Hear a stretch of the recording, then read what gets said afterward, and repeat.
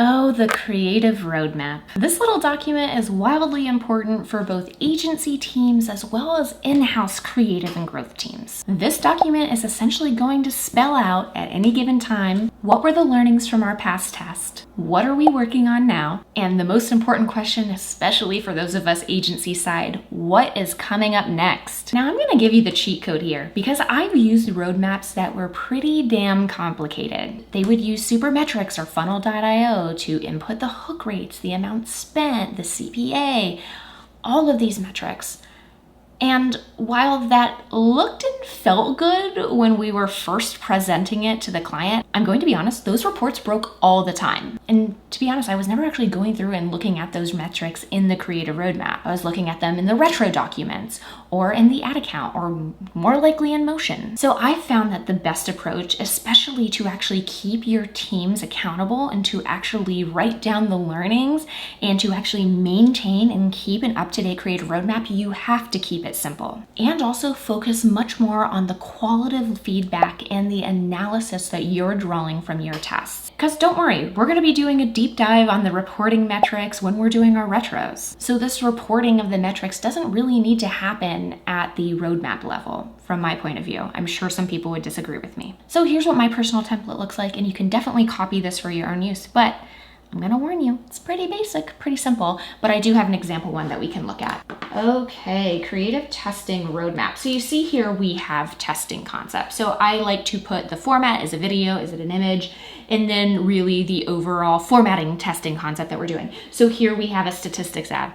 Maybe if we were doing like a certain shoot or a certain calendar time, like Black Friday, Cyber Monday, we'd also add that detail in there.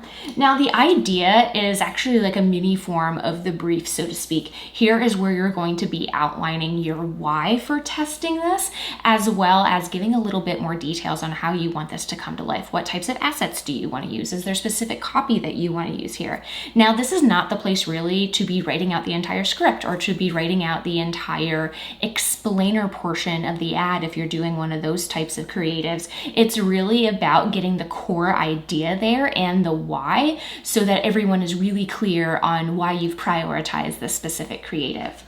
I am also going to be linking out to a foreplay link if I have an example of what I want this creative to look like or what was the inspiration for that. Hint, hint, you can use my Notion boards for those. That's a really good way to utilize that.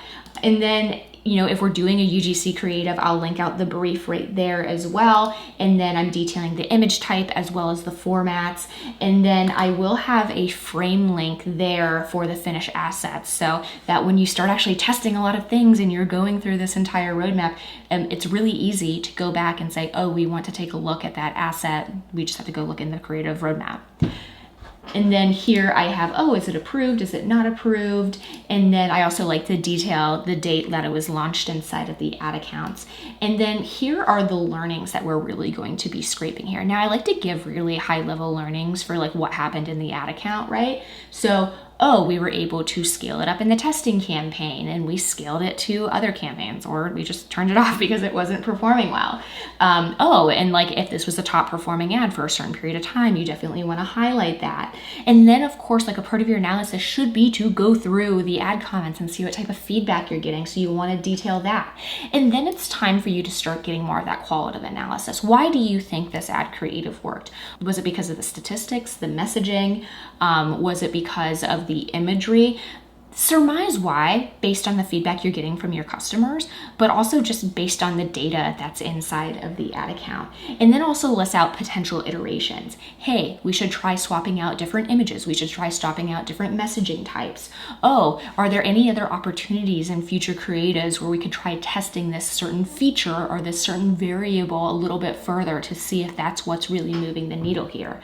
And are there any other formats we want to try playing around with this type of strategy? And again, this is something that's really nice because then when you go back to that research portion of your creative process, you're going to be able to really easily take those potential iterations and discuss them as a group and brainstorm and really decide, okay, here's where we're going to be taking the next step with this specific creative. So yeah, I like to keep it simple there. If you have any questions more about that, be sure to just leave me a comment in the course. I'll see you in the next lesson. We're talking about QA. This was actually one that was specifically requested for me by one of you in the email chain. So I'm really excited that we got to do this one. It was a great idea.